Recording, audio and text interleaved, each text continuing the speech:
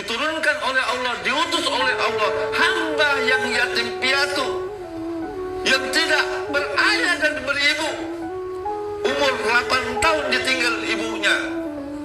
Ketika di rahim ibunya dia tidak melihat bapaknya, tapi menggemparkan dunia, dan diutus bukan untuk umat saja, umat Nasrani seperti Isa, umat Musa seperti umat Bani Israel, tapi Rasulullah bukan diutus karena rahmat untuk umat Islam saja, tapi Rasulullah diutus untuk merahmati alam semesta ini. Dan ini belum menjadi pelajaran. Apa yang dimaksud Rabbil Alam illa rahmatal alam, dirahmati alam? Ada 3 alam di dalam hakikatnya. Satu alam manusia. Apa? Nah, Rasulullah itu diutus merahmati alam semesta. Setiap hari kita membaca 17 kali, mengucap segala puji Tuhan semesta alam. Alhamdulillahi Rabbil Alam. Setiap hari 17 kali kita membaca Alhamdulillahi Rabbil Alamin. Segala puji ya Allah, Engkau turunkan Tuhan semesta alam. Mana perwujudan puji syukur kita dengan Tuhan? Maka diutuslah seorang luar biasa, yatim piatu 14 abad yang lalu. Diutus bukan untuk merubah akhlak manusia saja, tapi mengutus adalah untuk merahmati alam semesta. Illah rahmatan lil alam. Rahmat alam itu ada 3. Satu alam manusia. Alam manusia terdiri 3 unsur. Satu ada jasadiyah, yang kedua nafsiyah, yang ketiga ruh. Di dalam diri kita ada 3 unsur kalau diolah, yaitu jasad, ruh, dan jiwa, atau diri, atau bahasa Arabnya nah. Tapi di dalam manusia membutuhkan, kita tidak ada hari ini. Kita ada karena ada 4 unsur di dalam diatur di dalam alam semesta. 76 ayat 1. Dulu kita tidak ada. Fauzan itu tidak ada. Pak Yai Nasr tidak ada. Dulu tidak ada. Kita ibu-ibu tidak ada hari ini. Kita ada 4 unsur pada diri kita. Yang hari ini timbullah nama saya Fauzan, Pak Yai Ginting, dan ibu-ibu sekalian. Coba cari.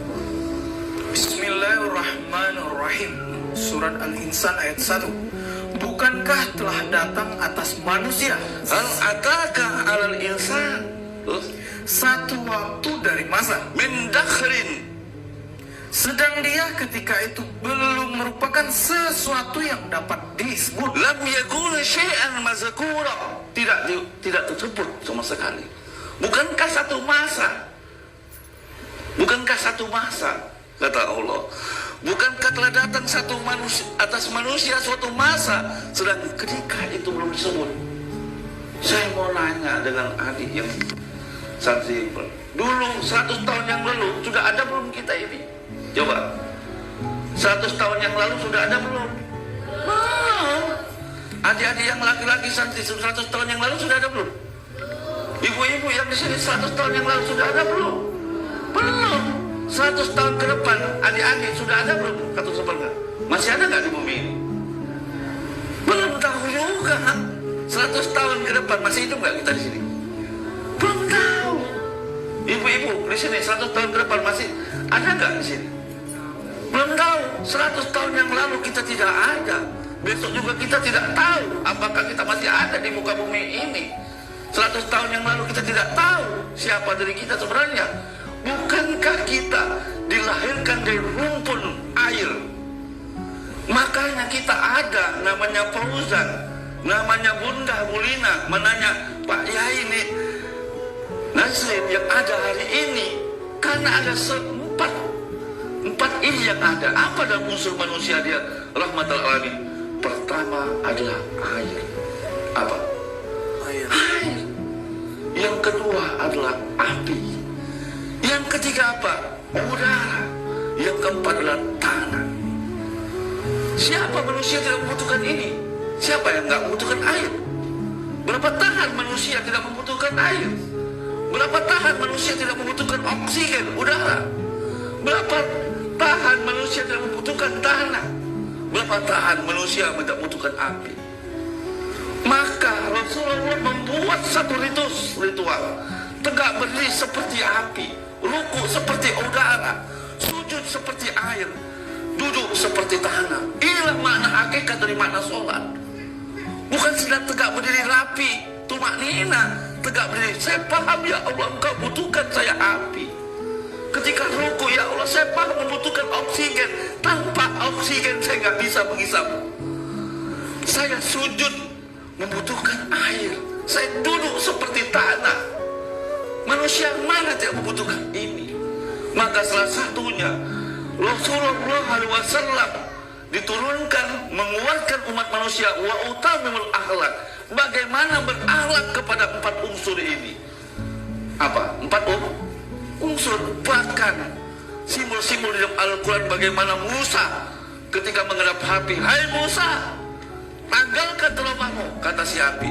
Surat 20 ayat 9 sampai 12. Ini api. Coba aja. Bismillahirrahmanirrahim. Surat Toha ayat 9. Apakah telah sampai kepadamu kisah Musa ketika ia melihat api? Ketika dia melihat api, terus Lalu berkatalah ia kepada keluarganya, tinggalkanlah kamu di sini. Sesungguhnya aku melihat api. aku melihat api. Mudah-mudahan aku dapat membawa sedikit daripadanya kepadamu, atau aku akan mendapat petunjuk tempat api itu. Terus Maka ketika ia datang ke tempat api itu, ia dipanggil, hai Musa. hai Musa, Sesungguhnya aku inilah Tuhanmu. api disimbolkan Tuhan. Mutakabbir, sombong, maka tegak lurus seperti api. Sembahyang, sholat 5 waktu, kamu harus seperti api. Apa yang bisa kamu sombongkan di hadapan Allah? Maka Allah ngomong apa? Tanggalkan 2 terompah. Maka tanggalkanlah kedua terompahmu. Terus Sesungguhnya kamu berada di lembah yang suci. maka ketika kita menghadap Allah, simbolnya tegak lurus seperti api. Allah mengatakan, si api mengatakan simbol Tuhan tadi, lepaskan 2 terompahmu. Maka ketika kita tulis di masjid batas suci, sendal 2 sendal kita lepas, tapi kesombongan kita masih bawa, keangkuhan kita masih bawa, kehebatan kita masih bawa, keulamaan kita masih bawa. Tuhan sang maha mutakabbir nggak mau ngadap itu, maka soal kita banyak ngelamun. Maka simbol api. Yang kedua, air. Siapa manusia tidak membutuhkan air? Karena sumber semua kehidupan adalah air. Mari kita buka, ya kan? Dari mana asal air dan untuk apa? Karena sumber dari kehidupan adalah air. Baca surat 7 Al-A'raf ayat 10. Ya, baca. Bismillahirrahmanirrahim. Surat Al-A'raf ayat 10. Sesungguhnya kami telah menempatkan kamu sekalian di muka bumi, dan kami adakan bagimu di muka bumi sumber penghidupan. Amat sedikitlah kamu bersyukur. Kita diletakkan di bumi ini. Bumi adalah sumber kehidupan. Kata Allah, amat sedikit bersyukur. Kenapa bumi ada sumber kehidupan? Apa sebuah kehidupan? Karena hakikat dari bumi artinya adalah satu. Surat 30 Rum ayat 21. Mari kita cek sumber kehidupan. Di bumi ini ada sumber kehidupan. Apa sumber kehidupan di bumi itu? Bismillahirrahmanirrahim. Surat Ar-Rum ayat 21. Dan di antara tanda-tanda kekuasaannya ialah dia menciptakan Salah. Surat 30. Ya, salah. Surat 21 ayat 30. Al-Anbiya. Bismillahirrahmanirrahim. Dan apakah orang-orang yang kafir tidak mengetahui bahwasanya langit dan bumi itu keduanya dahulu adalah suatu yang padu? Orang kafir itu cirinya ragu. Dulu bumi langit ini padu deh. Santai. Ya. Kau lihat bumi ini bisa. Langit di atas, bumi di bawah. Dulu padu. Ciko. Bahasa Liam Ciko tuh. Satu. Cie mas mana? Jadi bumi ini satu. Coba lagi. Dan apakah orang-orang yang kafir tidak mengetahui bahwasanya langit dan bumi itu keduanya dahulu adalah suatu yang padu? Jadi bumi dan langit ini padu, satu kesatuan. Dulunya. Kenapa? Dulu padu. padu. Orang kafir itu tidak percaya bahwa bumi dan langit itu padu. Ibu hari ini mungkin hari dengar, tahunya bumi dengan langit Bisa. dulu padu. Orang kafir nggak percaya bahwa bumi itu dan langit itu padu, maka meledaklah Big Bang. Coba baca terus. Kemudian Kami pisahkan antara keduanya. kami pisahkan bumi dan langit, itu tumburan, maka ada bumi belah retak itu. Terus nih kan, Dan dari air kami jadikan segala sesuatu yang hidup. jadi bumi itu adalah kamu diletakkan di bumi sumber kehidupan. Apa semua sumber kehidupan? Ternyata air adalah sumber kehidupan. Hah? Air sumber kehidupan. Apa yang dimaksud sumber air adalah sumber kehidupan? Maka bumi dan langit itu padu, Big Bang, maka Allah pisahkan, maka dengan air itulah sumber Kehidupan. Kenapa? Karena dengan air adalah sumber kehidupan. Kita diciptakan manusia dari air. Surat 25 ayat 45. Bismillahirrahmanirrahim. Surat 25 54. 25 Al-Furqan 54.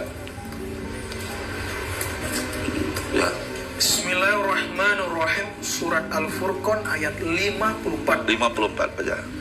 Dan dia pula yang menciptakan manusia dari air. Tahan dulu. Wa wallazina khalaqa min ma'in basar. Manusia diciptakan dari air. Ada yang mengatakan dari itu turap debu. Itu prosesnya. Nanti dikupas di babnya sendiri. Ulang lagi coba aja. Dan dia pula yang menciptakan manusia dari air. Dari air. Terus Lalu dia jadikan manusia itu punya keturunan dan musyawarah, dan adalah Tuhanmu Maha Kuasa. jadi kita ini diciptakan dari air. Nah, dari mana? Dari air inilah menjadi hubungan musyawarah. Jadilah kita dari tidak ada menjadi ada. Disebut saripati. Kalau saripati kelapa diperas jadi santan. Kalau saripati tanah diperas jadi air. Maka dari mana? Dari kita ini. Dari tumbuh-tumbuhan, dari sayur kangkung. Karena tumbuh-tumbuhan itu dari air. Surat 24 ayat 45. Jadi mbak kita dulu makan kangkung, makan padi, makan beras, makan sayur yang sedangkan sayur-sayur itu adalah air. Coba aja. Bismillahirrahmanirrahim. Surat An-Nur ayat 45. Dan Allah telah menciptakan semua jenis hewan dan air. Dari Air. Dari air. Semua binatang, ayam dimakan mak kita jadi air. Makan rendang tiap hari dari air. Makan ayam, makan apa? Makan apa lagi? Ya, semua binatang itu dari air dimakan oleh mak kita menjadi air mani. Itu makanya kalau kuat makan daging kambing, proses anak pertamanya lanang. Iya, ya karena hewani lebih cepat, ya seperti itu. Tapi harus seimbang. Lanjutkan. Maka sebagian dari hewan itu ada yang berjalan di atas perutnya, Ular. Ya, terus dan sebagian berjalan dengan dua kaki. ayam yang dimakan oleh mak kita. Jadi dari apa? Dari Jadi waktu dimakan dari air. Makanya kalau lanang laki-laki nggak menghasilkan anak, karena salah satunya kurang dua unsur ini, yaitu flora dan fauna. Ya, selain belum lain. Lanjutkan terus. Sedang sebagian yang lain berjalan dengan 4 kaki. Nah, 4 kaki, kambing, sapi, ya kan? 4 kaki itu, susu sapi dimakan oleh kita, dimakan oleh orang tua kita menjadi air. Tambah lagi surat 7 ayat 57. 7:57. Bismillahirrahmanirrahim. Buat. Surat Al-A'raf ayat 57. Dan dialah yang meniupkan angin sebagai pembawa berita gembira sebelum kedatangan rahmatnya hujan, hingga apabila angin itu telah membawa awan mendung, kami halau ke suatu daerah yang tandus. Lalu kami turunkan hujan di daerah itu. Maka kami keluarkan dengan sebab hujan itu sebagai macam buah-buahan.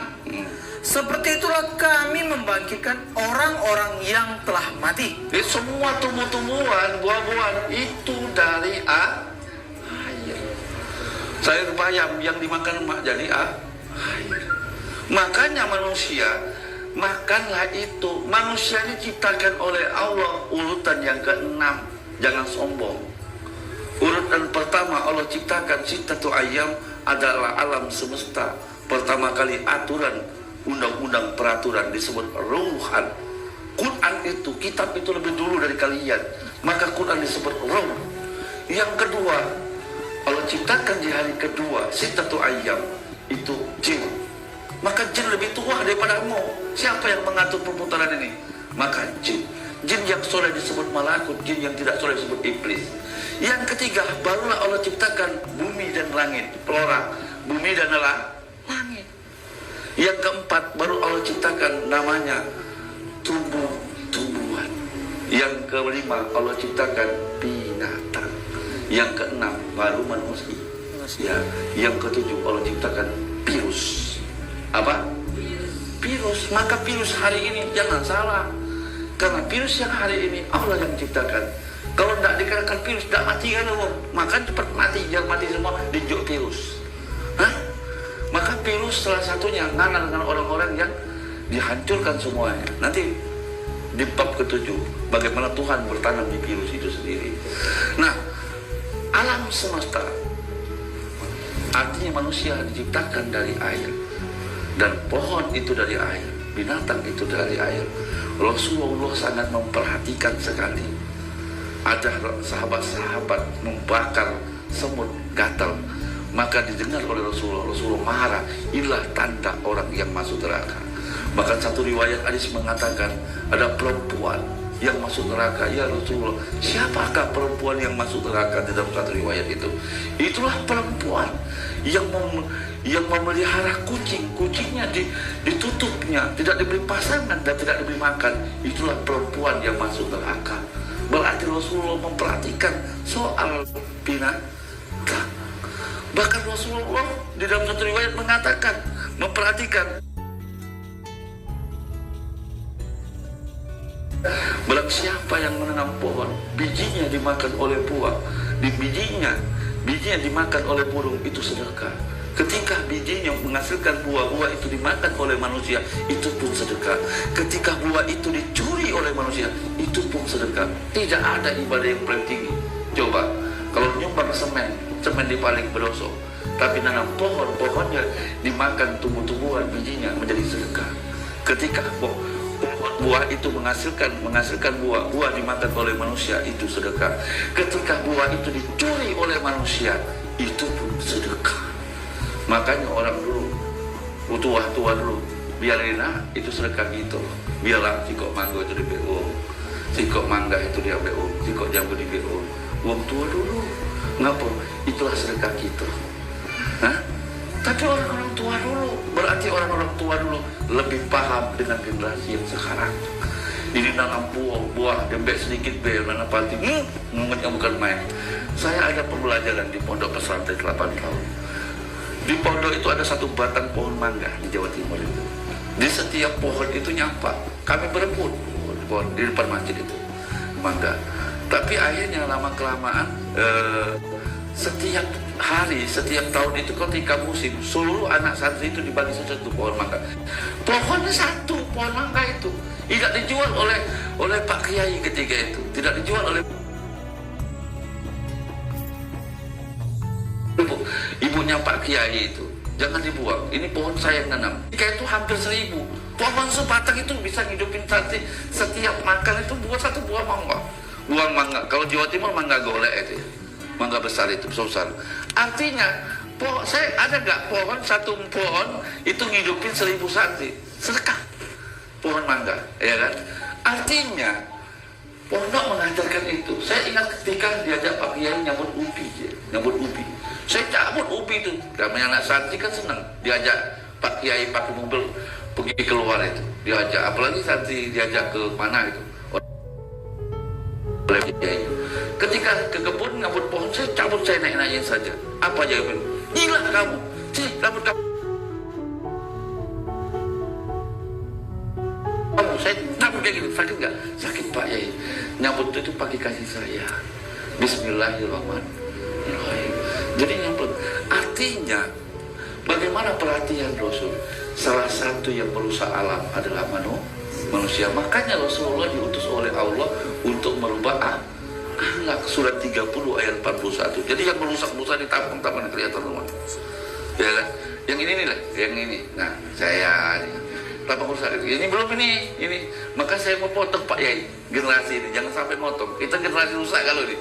Generasi walaupun generasi rusak. Nah, tuh susah tuh. Generasi rusak.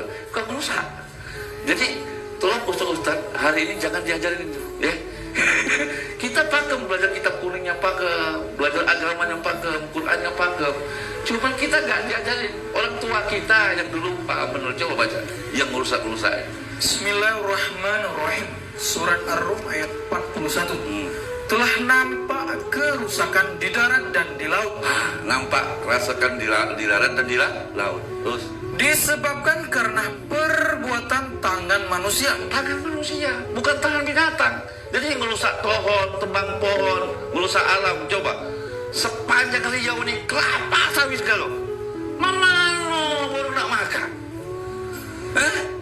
Mas Plebang ngomong, nah bagaimana mau lagi mau makan? Ya kan? Seperti itu. Nebang pohon seenaknya aja timbul asap. Tiap tahun kita dapat musim asap namanya. Karena apa? Tebang pohon. Ini nggak ngerti semua. Yang penting gubernur, bupati yang lain kenyang gitu loh. Ya, nggak ada yang mikir lain. Ya kan? Sumbanglah sedikit untuk panti asuhan gitu loh. Terus lanjutkan. Yang rusak. Terus supaya Allah merasakan kepada mereka sebagian dari akibat perbuatan mereka. Nah, kerusakan bumi, kerusakan di darat di laut ini karena oleh siapa? Oleh Manusia. Makanya Riau disebut bawah minyak, pucuk minyak. Panas. Ya kan? Nah, ada ini seperti ini.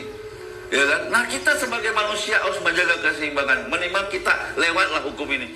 Ibu tahu nggak ketika orang yang merusak darat dan laut, apa hukumannya? Lebih berat lagi. Surat 5 Al-Maidah ayat 33, ini hukumannya. Ini nggak diancam di masjid, nggak ada. Diancamkan seperti ini. Aku baru dengar Somat kemarin dapat YouTube-nya itu. Ngisi terbarunya YouTube-nya Somat tentang alam semesta. Tapi ibu udah praktek itu udah 7 kali. Ya coba aja. 533. Bismillahirrahmanirrahim. Surat Al-Maidah ayat 33. Sesungguhnya pembalasan terhadap orang-orang yang memerangi Allah dan Rasulnya. Memerangi Allah dan Rasulnya. Terus? Dan membuat kerusakan di muka bumi. Merusak di muka bumi. Baik merusak manusia maupun merusak apa yang ada di bumi. Terus? Hanyalah mereka dibunuh atau disalib, terus atau dipotong tangan dan kaki mereka, dipotong tangan dan kakinya, terus dengan bertimpal balik, atau dibuang dari negeri tempat kediamannya. Yang demikian itu sebagai sesuatu penghinaan untuk mereka di dunia dan di akhirat.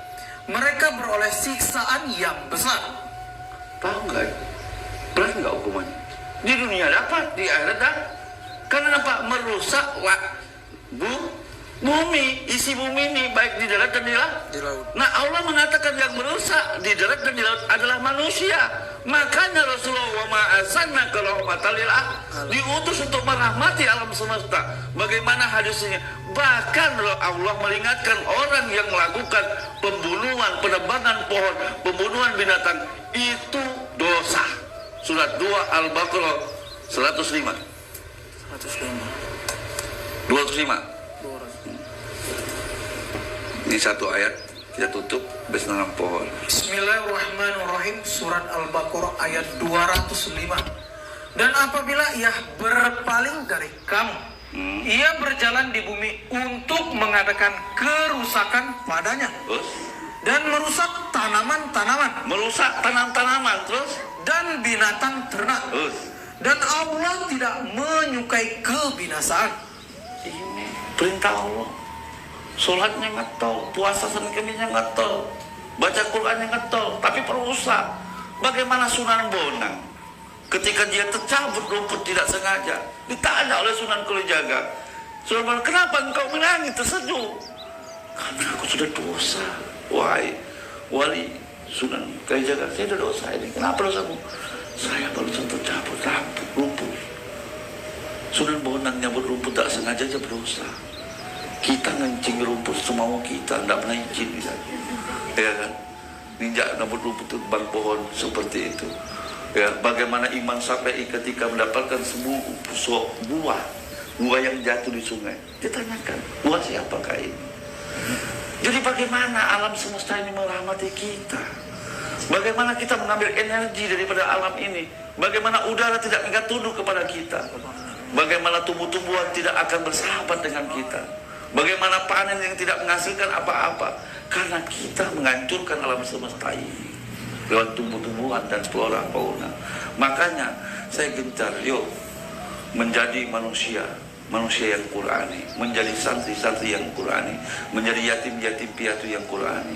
Maka satu riwayat, ketika baginda Rasulullah SAW wafat, ditanya oleh sahabat satu riwayat, ya Rasulullah, bagaimana alam Rasulullah? Khuluqul Quran. Apalagi wahai Sayyidina Isa, khuluqul Quran. Apalagi Sayyidina Isa, khuluqul Quran.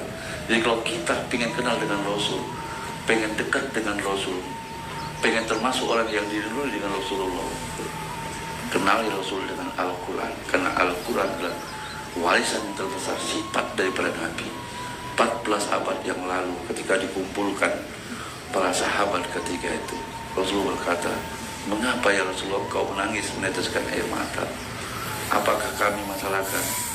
Ketika di perumpamaan itu dalam satu riwayat, maka Rasul berkata, saya menangis, saya sedih, saya merindukan seorang umat yang kurindukan. Siapa ya Rasul? Apakah kami?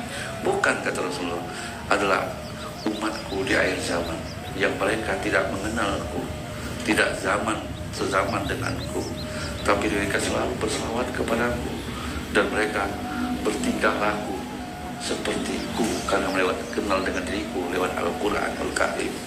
Semoga kita termasuk orang-orang yang dirindukan Rasulullah 14 abad yang lalu, dirindukan oleh Khadijah Ummul Mukminin, dirindukan oleh anaknya Fatimah.